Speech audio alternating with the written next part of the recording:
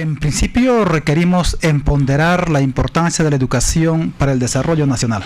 Y creo en eso se coincide mucho, los mismos empresarios han expresado su exigencia y su necesidad de tener una educación de calidad.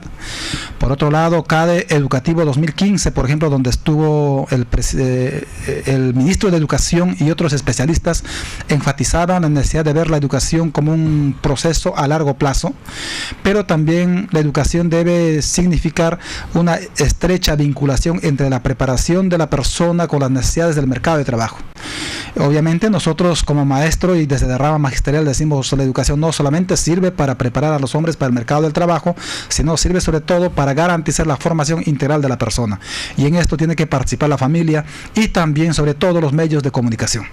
Los medios de comunicación deben ser aquellos medios a través del cual se comprometa a los líderes políticos posibles del próximo gobernantes del próximo quinquenio, a fin de expresar de manera pública, clara, transparente sus políticas educativas. Sus planteamientos de política educativa, y lamentablemente en ese sentido no tenemos candidatos que expresen con claridad lo que quisieran hacer. Por otro lado, tenemos un magisterio organizado en su sindicato que exige que se cumpla con la ley, y también exigen ellos que se cumpla con algunos derechos que se le tiene en deuda a ellos. Eso siendo un factor importante como exigencia, lo fundamental es que haya la decisión política de quien fuese, que ingrese el 2016 y asuma el cargo el 28 de julio de 2016, se comprometa, por ejemplo, en tomar en cuenta el proyecto educativo nacional como una herramienta fundamental a implementarse al 2021.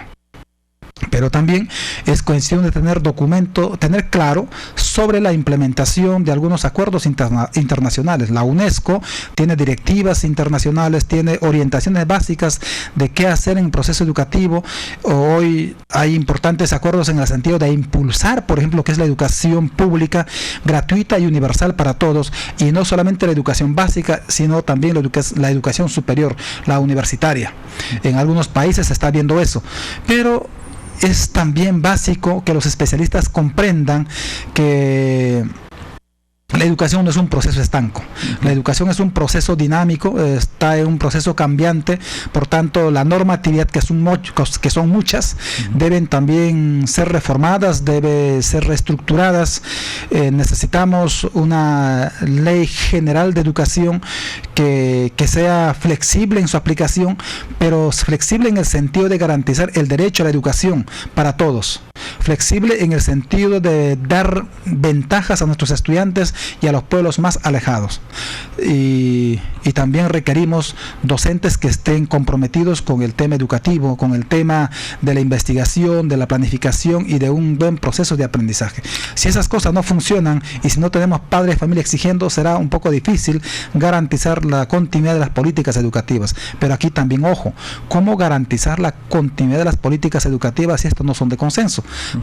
Tenemos, por ejemplo, actualmente un diseño curricular nacional, tenemos un marco curricular, tenemos lo que llaman las rutas del aprendizaje, los logros fundamentales de aprendizaje, es decir, títulos diversos que están llevando a la confusión a los maestros. En esos términos, lo que quisiéramos también actualmente es que haya un proceso de un diálogo o como un proceso de reestructuración de nuestros planteamientos educativos en nuestro país, de tal manera que todos estemos convencidos cuál es el camino, tanto a nivel nacional, a nivel regional y a nivel local.